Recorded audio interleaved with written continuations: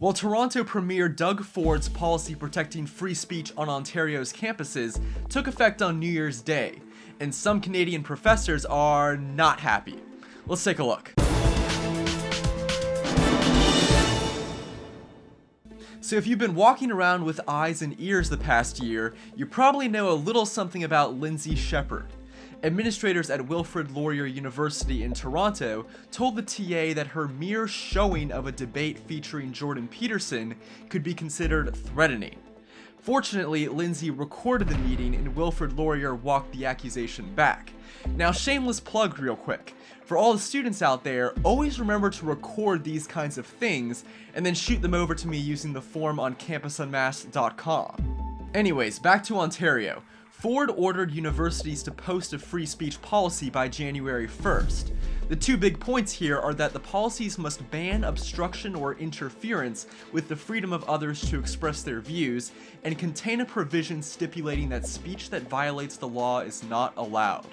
That's great. Free speech doesn't mean you get to use an air horn to drown out someone you don't like, and yes, the only speech that should be banned is stuff that's actually illegal, like incitement to violence.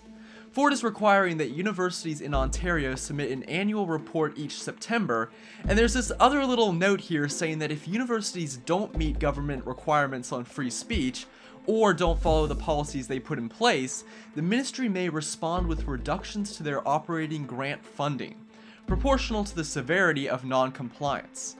Because you have to remember, who funds these public institutions? The government. And where does the government get its money? That's right, tax-paying citizens. And if those citizens are held to a certain standard, why should it be any different for the ivory towers they fund? Anyways, as you might expect, some Canadian professors flocked to Twitter with their woke takes on the policy.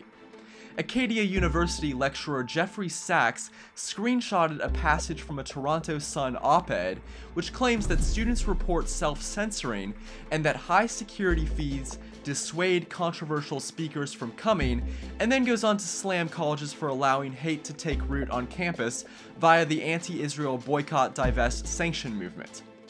Jeffrey, who probably thinks himself very clever, tweeted, "We must defend free speech and inquiry on campus, and also, by the way, we must prevent students from supporting controversial policies." University of New Brunswick professor Matthew Sears chimed in with, "The lack of self-awareness is staggering, if not surprising."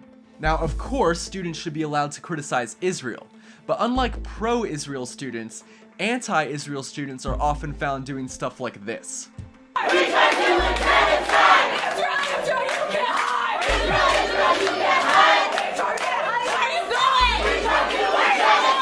I am a Palestinian, and I have to hide my fucking face in front of all of you for the sake of my family, for the sake of my people who are dying because of our money, funding companies that are profiting off of our deaths. I have to wonder every time I see a fucking massacre in Gaza whether my fucking institution is making a profit off of it. Blood is on our hands. No one wants to outlaw protest, of course, but it's a far cry from that to physically preventing your opponents from holding an event by drowning them out or occupying the stage. For Campus Unmasked, I'm Rob Shimshock.